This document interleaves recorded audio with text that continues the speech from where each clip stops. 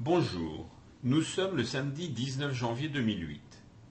Pour commencer, je vous propose d'examiner, s'il compte sur votre écran, la courbe d'évolution du CAC 40.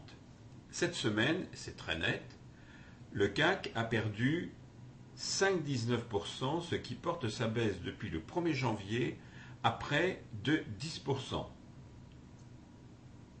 Si vous examinez attentivement cette courbe, vous voyez que le mouvement n'est pas près de s'inverser. La moyenne mobile à 20 jours de Bollinger continue à baisser. Les cours sont carrément collés après la borne inférieure de Bollinger. Ils sont largement en dessous de la moyenne mobile. Et ici, apparemment, se prépare une ampoule qui sera baissière. Il y a de fortes chances. Les volumes, c'est pareil. Vous voyez que ce sont surtout les vendeurs qui l'emportent. Le RSI et puis les stochastiques sont situés dans leur zone de survente. Donc on ne peut pas dire que ça soit quelque chose de très très encourageant. Alors, qu'est-ce que vous pouvez conclure de ça? Bien, si vous ne connaissez pas les techniques de la vente à découvert, abstenez-vous. Si en revanche vous connaissez les techniques de la vente à découvert, vous avez de fortes chances de faire beaucoup de profit. Par ailleurs, vous pouvez toujours vous concentrer sur des puts varants, aussi bien sur le CAC que sur un certain nombre d'actions, en choisissant, si possible, des puts qui sont à un prix d'exercice légèrement inférieur au cours du support que vous retenez, et disons à une échéance 3 mois. Vous les conservez un maximum de 15 jours et vous ferez certainement de belles affaires avec. Alors, qu'est-ce que je pourrais vous dire maintenant, non pas sur l'or qui vient de sortir là, mais sur une action que nous avons vue la semaine dernière qui était Air France. Air France, je vous l'ai présenté donc la semaine dernière en vous disant qu'à mon avis, Air France, ce ne serait pas des résultats absolument merveilleux. Effectivement, si vous regardez ces 5 derniers jours, Air France a continué la baisse, la même baisse d'ailleurs que celle du CAC 40. Elle n'est pas prête non plus de remonter. Elle est sous la moyenne mobile à 150 jours de Weinstein, c'est-à-dire qu'elle n'est pas en très bonne position, disons. Et vraisemblablement, Air France va continuer ce mouvement, d'autant plus qu'il y a énormément de vendeurs. Air France va continuer ce mouvement pendant encore un bon moment. Autre action que je voulais vous présenter, décidément, l'heure, on y tient beaucoup. Autre action que je voulais vous présenter, donc, c'est Air Liquide. Pourquoi Air Liquide? D'abord parce que c'est la troisième dans l'ordre alphabétique, troisième action du CAC 40. Ensuite parce que c'est une action qui a intéressé beaucoup les vieux boursiers. Vous pouvez leur en parler si vous en connaissez autour de vous. Air Liquide a une réputation. On achetait Air Liquide il y a 30 ans par exemple, et puis on dormait dessus. Qu'est-ce que ça voulait dire? Ça voulait dire on l'achetait, on se mettait ça dans un coin, enfin façon de parler, de dire mettre ça dans un coin, et puis on attendait tranquillement tous les ans que la société Air Liquide verse des dividendes. Comme c'était une des sociétés, c'était même la société qui versait le plus de dividendes à l'époque, mais ma foi, on se faisait tranquillement un petit bénéfice très très intéressant. Aujourd'hui, depuis disons une petite dizaine d'années, les choses ont un peu évolué parce que Air Liquide a été travaillé beaucoup par les gens en particulier qui font du day trading. Et Air Liquide a connu des soubresauts, des variations exactement analogues à celles qu'ont connues toutes les actions à peu près du CAC 40, et puis même en dehors du CAC 40. Depuis quelque temps, regardez par exemple ici, Air Liquide revient à une attitude beaucoup plus sage, on dira, beaucoup plus normale pour celles et ceux qui l'ont connu il y a 30 ou 40 ou 50 ans. Et Air Liquide semblait redevenir une action tranquille, disons, du CAC. Elle reprenait, disons, dans la moitié de l'année, entre juin et puis décembre 2007, elle a repris des couleurs, vous voyez un petit peu ici, et moi j'étais persuadé d'ailleurs, en voyant un petit peu évoluer cette action, que ça allait recommencer comme avant, mais brutalement, il y a eu, il faut dire, le décrochage de tout ce qui a été au début de l'année 2008, là, et qu'on subit encore. Et Air Liquide, en a profité, elle aussi.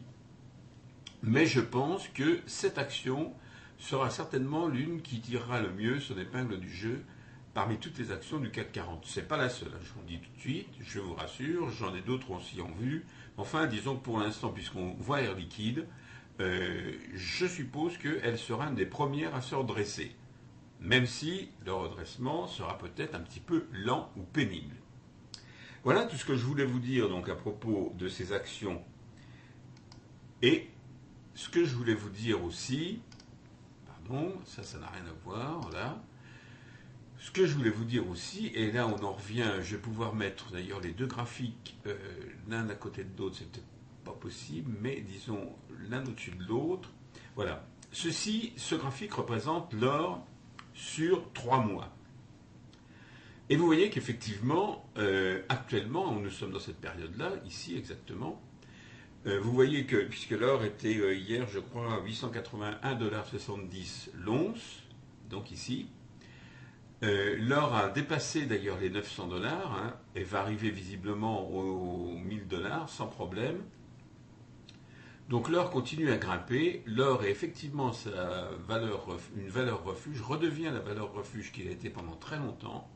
On se pose même la question, d'ailleurs il semblerait qu'il y ait eu un article à ce sujet-là dans le Financial Times, de savoir si on n'allait pas revenir purement et simplement à l'étalon or, c'est-à-dire revenir sur les fameux accords de Bretton Woods qui ont institué le dollar comme devise de référence en quelque sorte.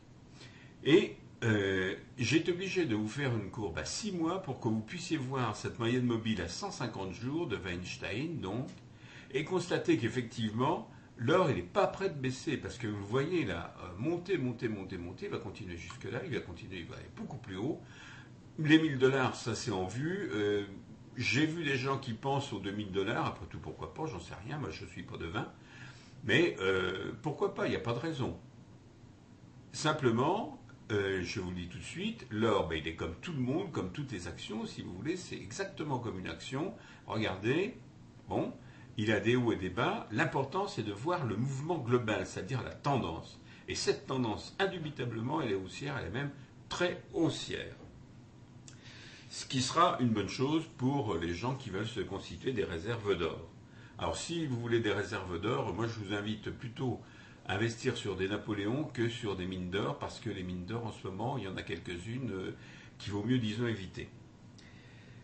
Alors, qu'est-ce qu'il en est maintenant du dollar? Disons, hier, il était à 1 $, il fallait 1,4674 $ pour obtenir 1 €, et puis le mouvement continue. Ça, il y a de fortes chances. Je reviens quand même sur une chose, je vous invite à la prudence. Si vous ne connaissez pas bien les techniques boursières, si vous ne maîtrisez pas suffisamment l'analyse graphique, abstenez-vous en ce moment d'investir à la bourse, parce que vous en conserveriez un très mauvais souvenir vraisemblablement. En revanche, si vous vous fiez à toutes les analyses qui ont été faites sur le long terme, vous savez que la bourse est le meilleur moyen de s'enrichir sur le long terme, ou tout du moins de conserver au minimum son capital. Donc, il faut vous préparer à prendre position sur des actions, sur le CAC 40 aussi. Alors, vous avez le temps, entraînez-vous donc sur le papier.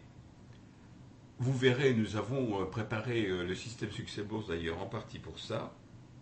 Et n'oubliez jamais une chose, il y a quelques vieux adages boursiers qu'il faut connaître. Il y en a un qui dit qu'il faut acheter au son du canon et vendre au son du violon. Autrement dit, il faut essayer d'acheter au moment où c'est bas, au moment où ça baisse, au moment où tout va mal. C'est quand même un petit peu le cas en ce moment, même si ce n'est pas terminé, parce qu'à mon avis, vous allez voir le mois de février, ça va être quelque chose. Et puis, vous pouvez vous constituer un petit portefeuille boursier qui sera très, très, très intéressant d'ici quelques années. Cela dit, je vous souhaite de passer une excellente semaine boursière et je vous dis à la semaine prochaine.